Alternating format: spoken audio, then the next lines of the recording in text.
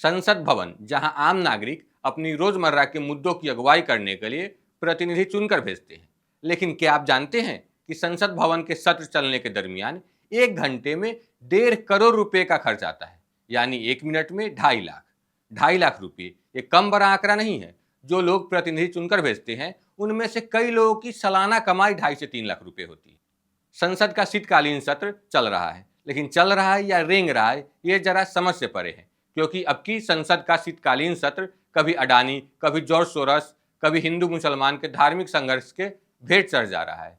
यहाँ गौर करने वाली बात यह है कि हर रोज संसद भवन ठप होने से टैक्स भरने वाले लोगों का करोड़ों रुपया जाया हो रहा है। संसद नहीं चल रहा है, शांति नहीं बहाल हो पा रही है। अब की बार कितने घंटे चल पाया है संसद, और आम जनता की कितनी गाढ़ी कमाई पानी की तरह बह गई है, सब पर करेंगे बात। लेकिन उससे पहले आप हमारे चैनल द हिंदी टॉप को सब्सक्राइब करें, बेल आइकन को दबाना ना भूलें, ताकि आप तक पहुंचे हर खबर सबसे पहले। नमस्कार, मैं राहुल राज। संसद के इस शीतकालीन सत्र में दोनों सदनों में भारी हंगामा देखने को मिल रहा है। शीतकालीन सत्र में अब तक एक भी दिन सही तरीके से सदन नहीं चल पाया है।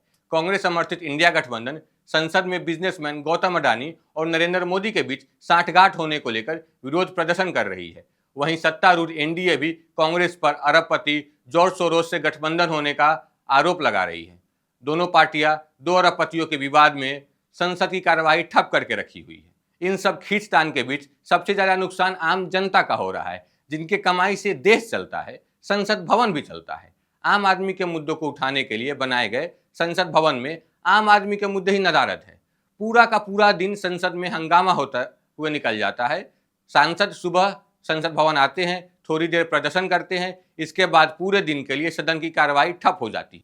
सांसद कैंटीन में खाना खाकर सरकारी चरपहिया में बैठते हैं और आलीशान सरकारी कोठी पर उतर जाते हैं। इन सब में आम जनता का मुद्दा ऐसे छिप जा रहा है जैसे सर्दी के मौसम में सूरज।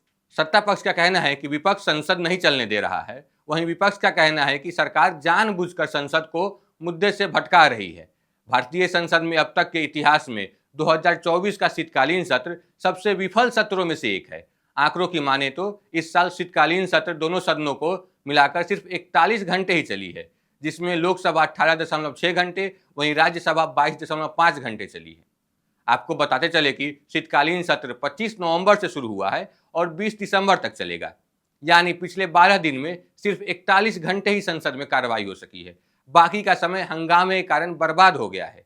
अगर हम लोकसभा के परफॉर्मेंस की बात करें तो अभी तक सिर्फ 31% ही काम हुआ है, वहीं राज्यसभा में सिर्फ 32%। 2 अरबपतियों के विवाद ने संसद की कार्यवाही को पूरी तरह से ठप कर दिया है। शीतकालीन सत्र में केवल 8 दिन बचे हुए हैं और इन दिनों में भी कोई महत्वपूर्ण मुद्दा नहीं उठाया जा रहा है जो आम जनता से जुड़ा हुआ हो। इस दौरान जनता को महंगाई, प्रदूषण और अन्य समस्याओं से जूझना पड़ रहा है, लेकिन संसद में ये मुद्दा नदारद है। आपको भी जानकर ताज्जुब होगा कि संसद अगर 1 घंटा चलता है तो करीब 1.5 करोड़ रुपए खर्च होता है, यानी हर मिनट की कार्रवाई पर 2.5 लाख रुपए खर्च होता है। ऐसे में यह कहना गलत नहीं होगा कि टैक्स पेयर का पैसा बर्बाद हो रहा है, क्योंकि संसद में कोई कामकाज ही नहीं हो रहा है। यह न सिर्फ पैसे की बर्बादी है, बल्कि समय का भी नुकसान है, जो संसद में महत्वपूर्ण कानूनों की चर्चा और सरकार को जवाबदेह बनाने के लिए जरूरी था।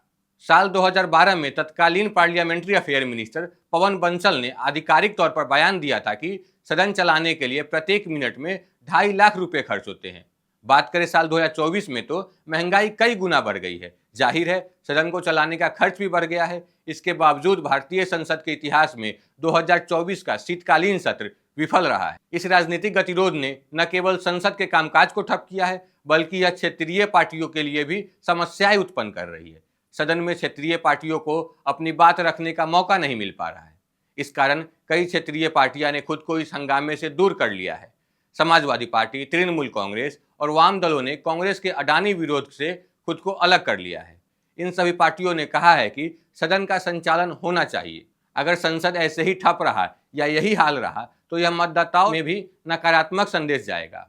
भारत में संसद का उद्देश्य जनता की समस्याओं का समाधान करना और सरकार को जवाबदेह बनाना है, न कि व्यक्तिगत विवादों में उलझकर समय और संसाधन को बर्बाद करना। इस राजनीतिक गतिरोध का कोई समाधान जल्द से जल्द निकालना जरूरी है, ताकि जनता के मुद्दों पर ध्यान दिया जा सके और संसद का सही तरीके से संचालन हो सके। फिलहाल इस वीडियो में इतना ही। इस खबर पर क्या है आपकी राय, हमें कमेंट करके जरूर बताएं। ऐसी और खबरों के लिए सब्सक्राइब करें द हिंदी टॉप। साथ ही हमें एक्स यानी ट्विटर, फेसबुक और इंस्टाग्राम पर फॉलो करें।